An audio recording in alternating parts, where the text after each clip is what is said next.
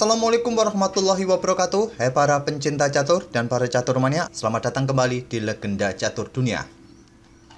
Sambil menunggu turnamen Olimpiade Catur atau FIDE Olympiad 2022 yang diadakan di kota Chennai, India mulai tanggal 28 besok kawan, kita akan mengulas game-game yang terjadi yang sempat kita lewatkan di turnamen Super United Rapid dan Blitz Kroasia beberapa hari yang lalu yang dimenangkan oleh Magnus Carlsen. Kembali untuk video kali ini saya sajikan permainan Magnus Carlsen. Magnus Carlsen menjadi juara Super United Rapid dan Blitz Kroasia ini setelah di permainan Rapid menjadi runner-up di bawah Jordan Van Foreest. Kemudian di permainan Blitz yang pertama bermain cukup impresif kawan, mendapatkan 7 kali kemenangan dan 2 kali kekalahan, menempati posisi pertama di hari pertama Blitz. Tapi di hari kedua Magnus Carlsen ini permainannya sedikit menurun kawan. Hanya mendapatkan 2 kali kemenangan, 5 kali remis dan 2 kali kekalahan. Kekalahan itu didapat dari Ali Reza dan satunya lagi dari pemain tuan rumah yaitu Ivan Šarić. Saat kalah dari Ali Reza kita sudah mengulasnya kawan, dan coba kita lihat kali ini permainan saat menghadapi Ivan Šarić. Bagaimana sih Magnus Carlsen ini kok bisa kalah dengan pemain levelnya masih di bawah jauh dari Magnus Carlsen, pemain tuan rumah Ivan Šarić ini. Oke, langsung kita ke atas papan lihat permainannya Magnus Carlsen melawan Ivan Šarić, pemain tuan rumah. Dan mungkin kawan-kawan sebagian ada yang bertanya, ada yang menunggu kapan nih admin membagikan pulsa bagi pemenang yang berhasil menebak Magnus Carlsen sebagai juaranya. Tenang kawan, kalau tidak di akhir video ini atau video nanti sore. Tunggu saja, kalian nikmati saja permainan Magnus Carlsen ini. Dan game ini terjadi di babak terakhir kawan, babak 27. Magnus Carlsen mendapatkan kepastian juara setelah di babak ke-26 kawan, saat kalah dari Ali Reza. Mungkin setelah mengetahui bahwa dia sudah menjadi juara, di 2 permainan terakhirnya dia tidak terlalu serius kawan, santai. Akhirnya kemarin kalah dari Ali Reza, dan babak terakhir ini Carlsen dihancurkan oleh Ivan Šarić ini. Sangat-sangat berbeda permainan Magnus Carlsen, tidak seperti biasanya. Coba nanti kalian lihat kawan. Pion E4 dimainkan oleh Ivan Šarić, pion E5 oleh Carlsen, dan kita temui permainan Ruy Lopez dari Ivan Šarić. Morphy defense pilihan Magnus Carlsen, bukan Berlin defense kawan. Dan selanjutnya kuda F6, rokade gajah E7. Di sini kawan, pion B5 juga sering dimainkan untuk menantang permainan martial attack seperti ini, atau martial gambit kawan, dengan pion D5 setelah pion C3 dimainkan, ataupun kalian bermain dengan anti martial dengan pion A4, pion H3, pion D3 juga bisa kalian lanjutkan juga jika pada posisi pion B5 terlebih dahulu. Adapun setelah pion B5 ini gajah ditarik mundur, ada juga yang bermain dengan langkah gajah B7 kawan, selain gajah E7 ini. Itulah beberapa variasi yang ada setelah pion A6 dimainkan. Tentu kalian mungkin para pemain yang sering bermain tentu hafal dengan langkah-langkah seperti ini. Gajah E7 pilihan Magnus Carlsen, benteng E1. Sekarang pion D6 segera membuka diagonal bagi pengembangan gajah terangnya. Mungkin ingin mengepin kuda F3 ini kawan terhadap menteri. Di sini pion C3. Untuk membuka diagonal pelarian bagi menteri, mendukung pion D4-nya seringkali terjadi dalam permainan Ruy Lopez atau Italia. Rokade oleh Carlsen dan pion H3 jelas kontrol petak G4, tidak ingin kena pin. Kuda ke D7, pion D4 sekarang menantang pertukaran pion pusat, ditolak gajah F6 untuk memperkuat diagonal gelap ini kawan bagi pertukarannya nanti. Selanjutnya adalah gajah berkembang ke petak E3, di sini pion B5. Gajah mundur ke C2 oleh Ivan Šarić. Dan akhirnya Carlsen menukarkan pion pusatnya untuk membuka permainan di petak pusat. Pion E pukul pion D4, dipukul balik oleh pion C. Selanjutnya adalah kuda bergerak ke petak B4 untuk mengincar gajah terang, ataupun biasanya persiapan pion C dalam permainan Ruy Lopez kawan.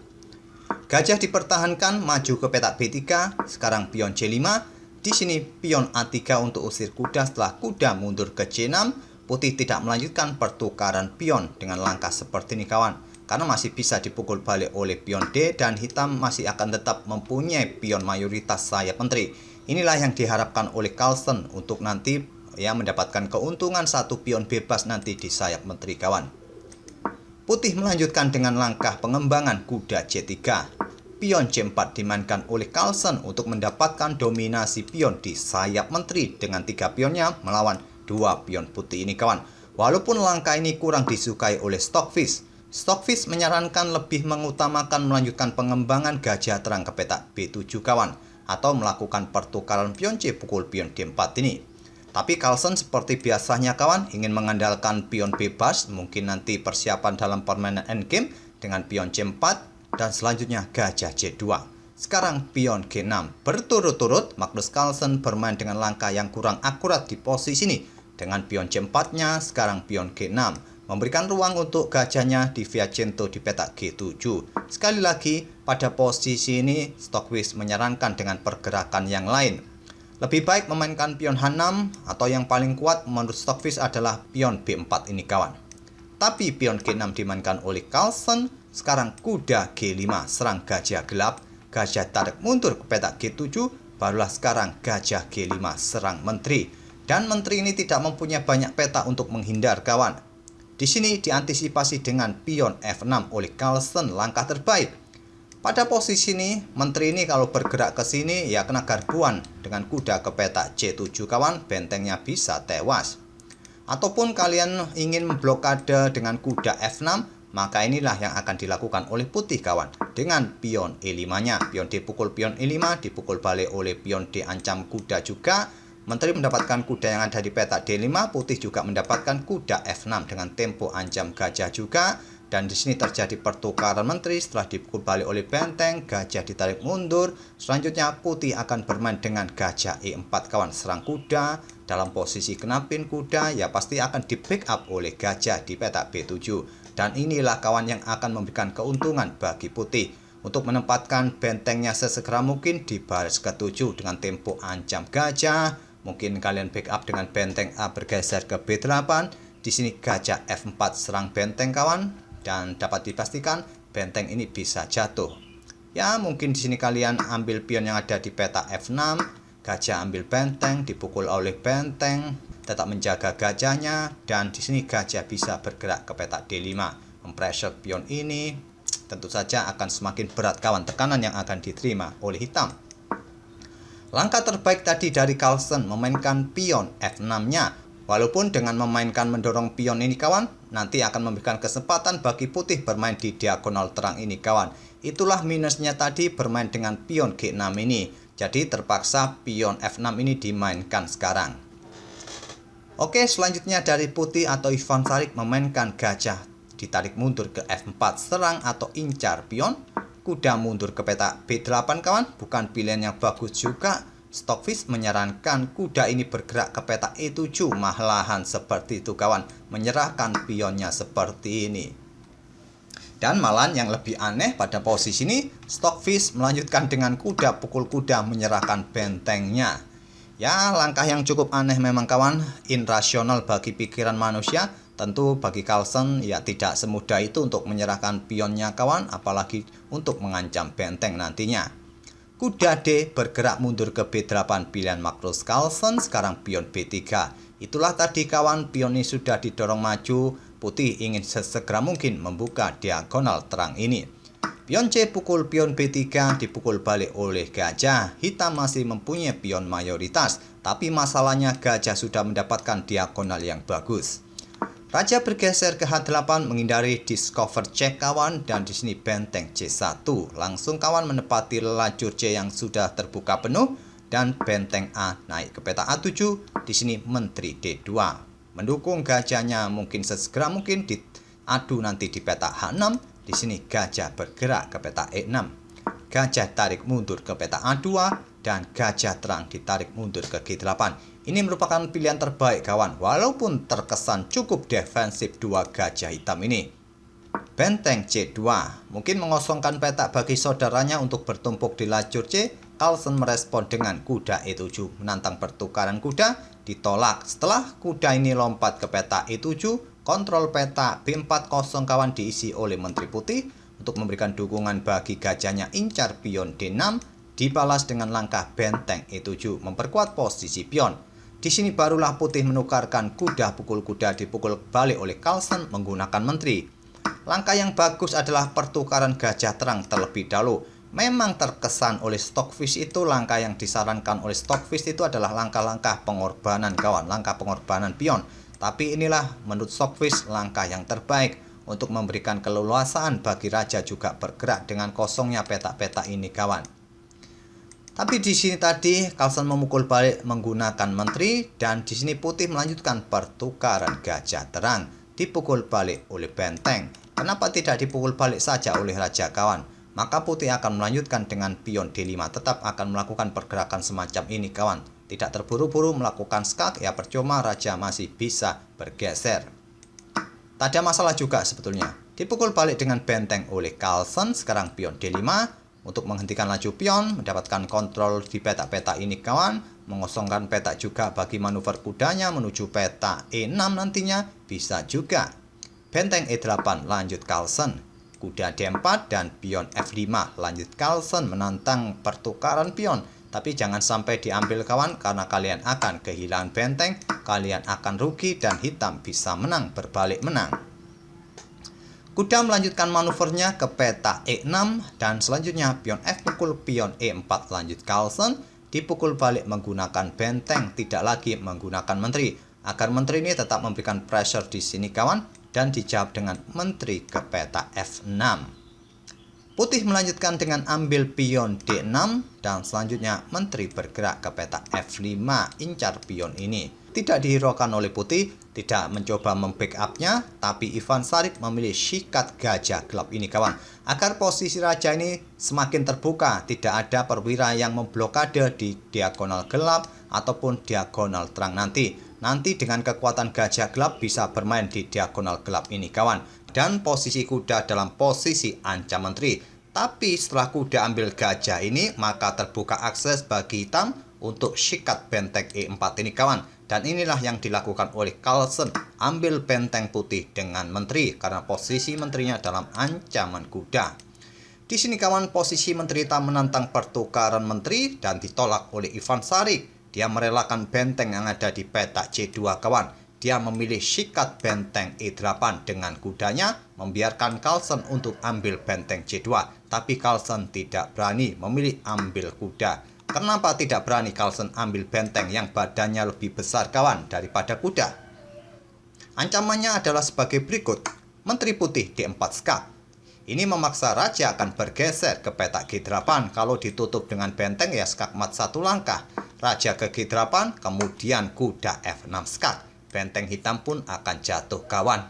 Di sini raja mungkin bergeser ke F7. Di sini putih akan melanjutkan sikat kuda yang ada di petak B8. Tidak jadi untuk ambil benteng kawan. Kalaupun ambil benteng di sini masih bisa dipukul balik oleh kuda, dan komposisinya adalah nanti endgame gajah versus kuda kawan. Kalau seperti ini memilih kuda, ya tentu saja benteng melawan gajah plus kuda masih untung putih kawan, masih unggul, masih berpotensi besar untuk menang. Carlsen memilih untuk sikat kuda untuk menjaga potensi endgame gajah versus kuda kawan, dan selanjutnya di sini menteri D4 skak. Raja G8, gajah B4 ditarik mundur dari ancaman benteng dan mungkin reposisi untuk mendukung menterinya di diagonal gelap ini nanti. Pion H5 dimainkan oleh Carlsen, membuka peta bagi pelarian raja kawan. Di sini gajah C3, raja H7 untuk memberikan akses bagi menterinya menjaga peta H8 dari ancaman menteri putih ini. Dan di sini Ivan Šarić kembali menawarkan bentengnya ke peta E2. Ya, taktik defleksi kawan, tentu saja hitam atau Carlsen tidak akan tergoda benteng yang bahenol ini, yang kalau sekali diambil skak mat satu langkah. Magnus Carlsen memilih menggeser menterinya ke G8, menolak pengorbanan benteng putih dan menteri F6. Mungkin persiapan mengadu bentengnya nanti di sini kawan, dan di sini benteng bergerak ke peta F7, langkah kesalahan. Langkah terbaik adalah menteri ini bergerak ke peta D8 kawan, untuk kontrol peta ini dan sekaligus menantang pertukaran menteri. Kemungkinan ditolak oleh putih karena sudah merasa unggul, mungkin dia akan bergerak ke peta ini kawan, bergerak ke peta D4 untuk provokasi benteng ambil pion ini, tapi satu langkah skakmat juga. Carlsen memilih benteng F7 ancam menteri, benteng putih E7 berbalik ancam benteng kawan. Dan benteng hitam tidak bisa ambil menteri putih karena posisinya kena pin. Jadi di sini Carlsen langsung bertukar benteng, dipukul balik oleh Menteri skak. Tidak mungkin kalian blokade dengan Menteri, satu langkah skakmat, raja ke peta H6.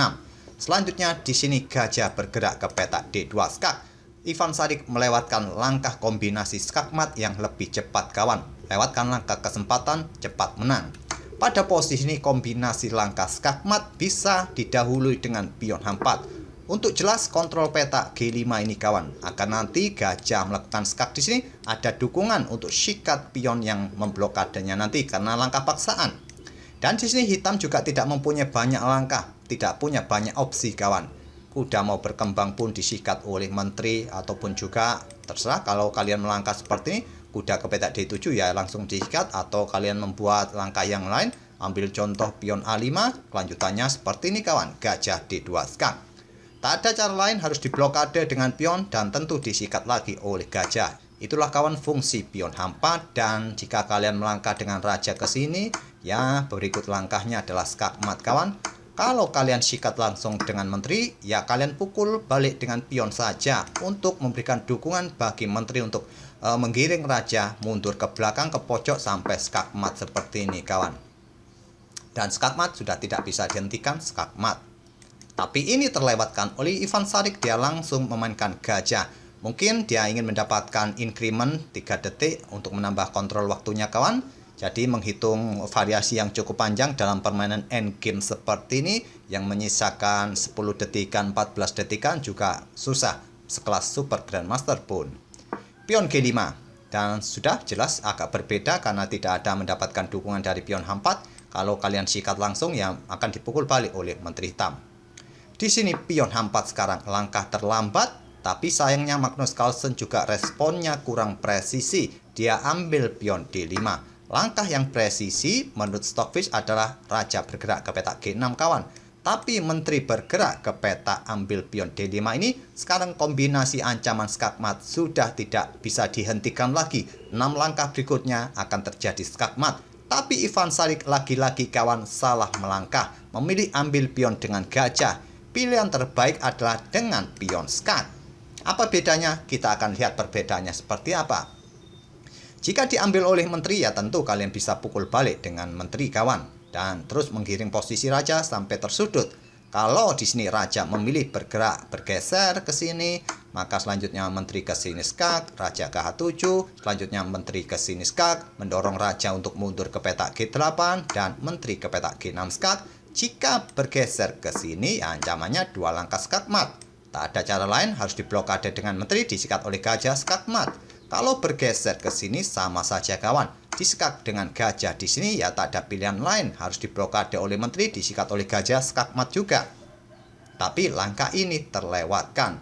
Bedanya di sini kawan, disikat dengan gajah oleh Ivan Sadik, dan selanjutnya raja bergeser ke sini. Kalian tidak mempunyai dukungan dari gajah untuk melakukan skak di diagonal-diagonal ini kawan nanti. Itulah yang menjadi pembeda.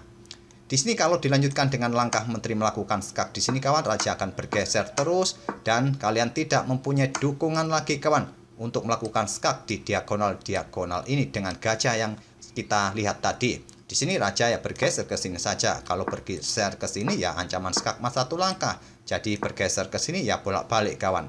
Memang posisi putih masih unggul kawan.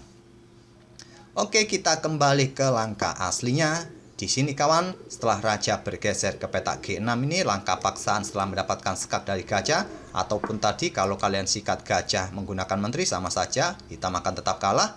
Raja bergeser ke peta G6 pilihan Carlsen, ditutup dengan langkah Menteri ke peta E8 skak. Di sini Carlsen menyerah di langkah ke-46. Saya rasa tak perlu kita lanjutkan lagi kawan, saya akan coba lanjutkan 1 langkah saja. Yang paling rasional ya pasti tujuan putih adalah mendapatkan kuda ini kawan. Raja ini bergeser kemana terserah, tetap saja kuda ini akan tewas kawan.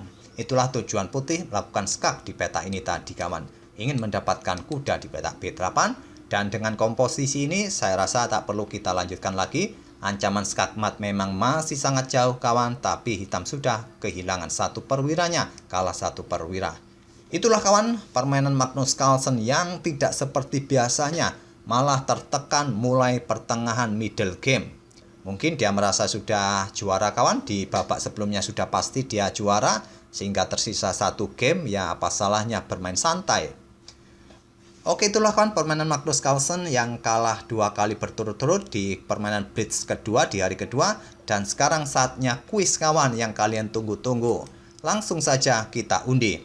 Dari 150 komentar, hanya sekitar 32 komentar yang berhasil menebak Magnus Carlsen yang menjadi juara. Dan 30 nomor inilah yang kita undi. Langsung saja saya pilih. Pemenang pertama berikut inilah kawan. Pemenang pertama dari edisi Grand Chess Tour bulan Juli ini.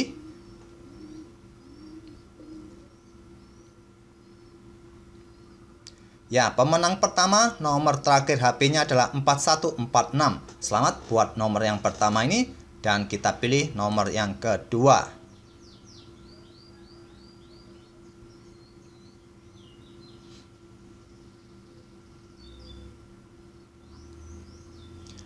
Nomor yang kedua adalah 3505.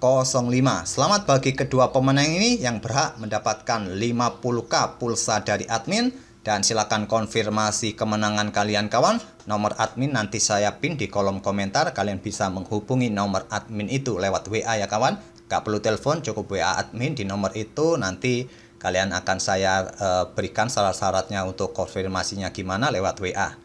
Oke kawan, kita akan bertemu di video-video berikutnya. Terima kasih. Wassalamualaikum warahmatullahi wabarakatuh.